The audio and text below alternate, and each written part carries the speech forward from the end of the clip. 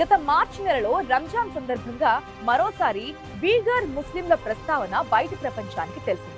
అంతే తప్ప అక్కడి ముస్లిం కమ్యూనిటీకి ఏం జరిగిందో, చైనా వారిని ఎందుకు అణచివేస్తుందన్నది ఎవరికి తెలియదు. మీకు తెలుసా? చైనా వాయువ్య ప్రాంతం షింజియాంగ్ లో వీగర్ ముస్లింలు రంజాన్ నెలలో ఉపవాసం ప్రార్థనలు చేయకుండా ఉండేందుకు అక్కడి అధికారులు బలవంతంగా పరిచయించారు. ఈ విషయం రేడియో ఫ్రీ ఏషియా తెలిపింది. దాంతో కొన్నాళ్ళు ప్రపంచ వ్యాప్తంగా ఈ విషయంపైనే చర్చలు కూడా జరిగాయి.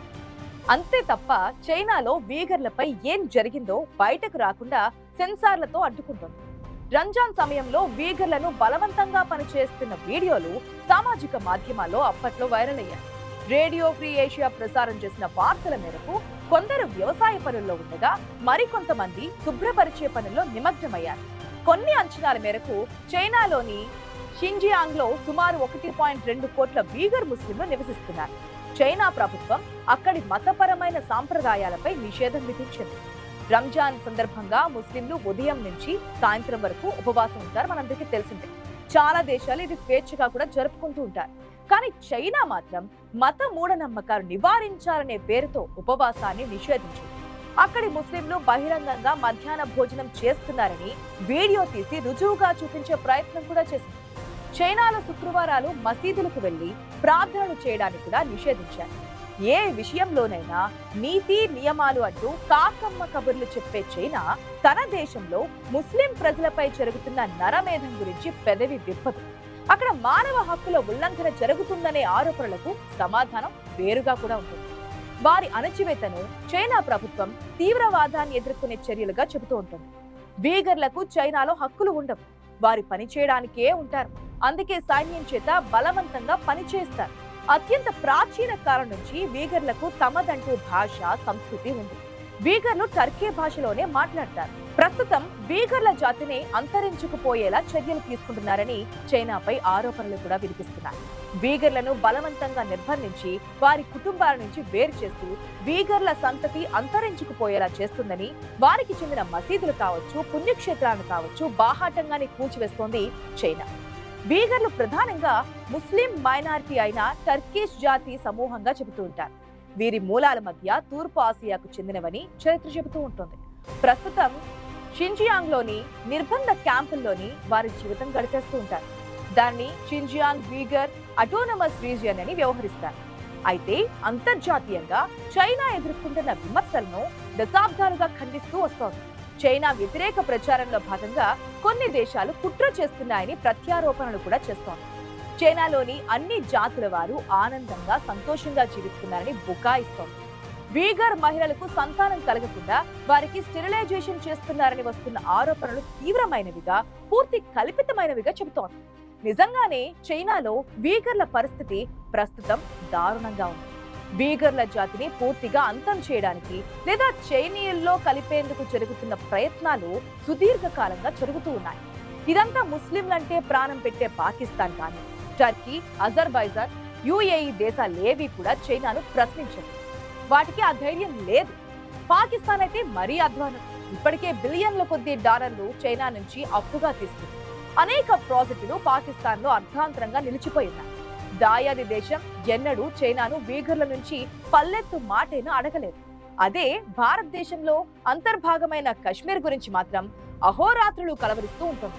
అటు మయన్మార్ నుంచి కక్కావికలమైన దిక్కు మొక్కు లేకుండా పోయిన రోహింగ్యాల పరిస్థితి కూడా వీగర్ ముస్లింల మాదిరిగానే ఉంటుంది.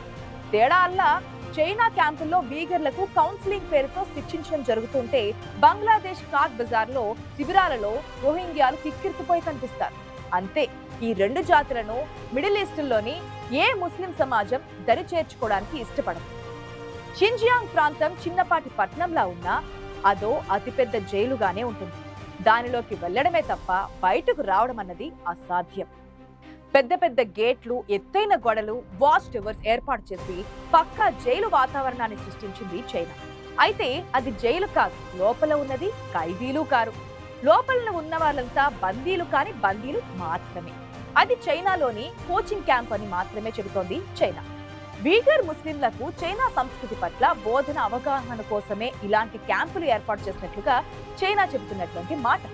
ఈ క్యాంపుల్లో వీగర్ ముస్లింలపై చైనా ఏం చేస్తుందన్న దానికి ముందు వారి పూర్వాపరాలు కూడా చూడాల్సి ఉంది.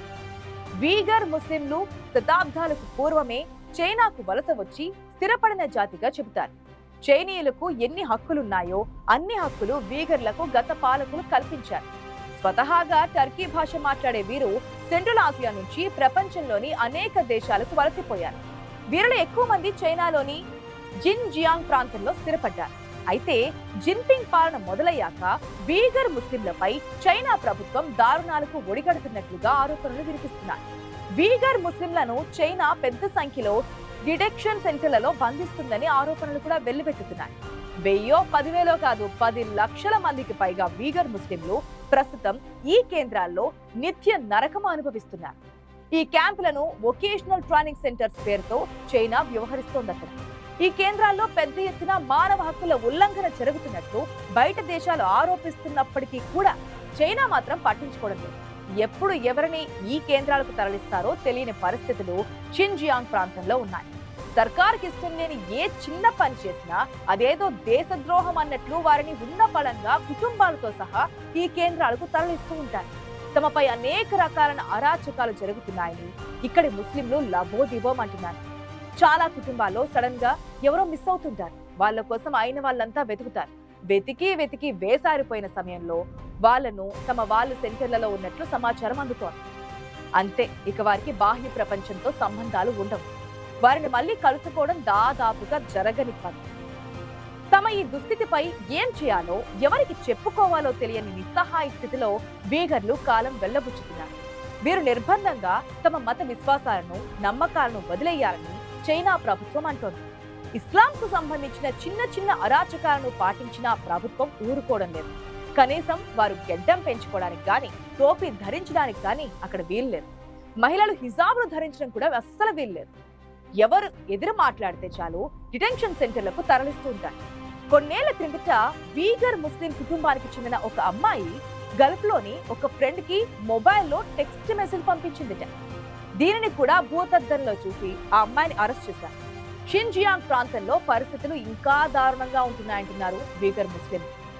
నీ వేలితో నీ కన్ను పొడి చేస్తా అనే తీరులో వీగర్ ముస్లింలతో చైనా ప్రభుత్వం వ్యవహరిస్తోంది. వీగర్ ముస్లింల కదలికలు ఎవరేం చేస్తున్నారనేది తెలుసుకోవడానికి తమకు అనుకూలంగా ఉండే కొంతమంది వీగర్లను చైనా ప్రభుత్వం ఏజెంట్లుగా నియమించుకుంది. వీరు తోటి ముస్లింలపై గూఢచర్యం చేస్తుంటారు. ఎప్పటికప్పుడు ప్రభుత్వానికి రిపోర్ట్ కూడా ఇస్తుంటారు. వీరి గూఢచర్యం ఏ రేంజ్ లో ఉంటుందంటే, సడన్ గా ఎవరైనా ముస్లిం సిగరెట్ తాగడం మానేసినా, ఆల్కహాల్ వదిలేసినా కూడా వెంటనే సర్కార్కి రిపోర్ట్ చేస్తారు. మతం ఇన్ఫ్లుయెన్స్ కి లోనైనందువల్లే ఇలా చేశారా అని సర్కార్ అనుమానపడడం, వెంటనే వాళ్ళని డిటెన్షన్ సెంటర్లకు తరలించడం చకచకా జరిగిపోతుంటాయని చెబుతున్నారు. ఈ కేంద్రాల్లో పరిస్థితులు దారుణంగా ఉంటాయంటున్నారు. ఎవరిని పడితే వాళ్ళను కొట్టడం చాలా మామూలు విషయంగా ఉంటుంది. అసలు ఎందుకు కొడుతున్నారో, చేసిన తప్పేంటో కూడా చెప్పే వాళ్ళే ఉండరు. కొంతమంది అయితే తమను కమ్యూనిస్టు పార్టీ పాటలు పాడాలని బలవంతం చేసేవారని చెప్తూ ఉంటారు. శిబిరాల్లో బందీలుగా ఉన్న వీగర్ ముస్లింలలో మేధావులు కూడా పెద్ద సంఖ్యలోనే ఉన్నారు. రచయితలు, కవులు, కళాకారులు, యూనివర్సిటీ ప్రొఫెసర్లు, జర్నలిస్టులు ఇలా చాలా మంది అక్కడ ఉన్నారు. చైనా విధానాలకు సంబంధించి చిన్నపాటి విమర్శ చేస్తే చాలు వారిపై టెర్రరిస్టుగా ముద్ర వేసి అరెస్ట్ చేసి నానా రకాల కేసులు పెడుతున్నారు.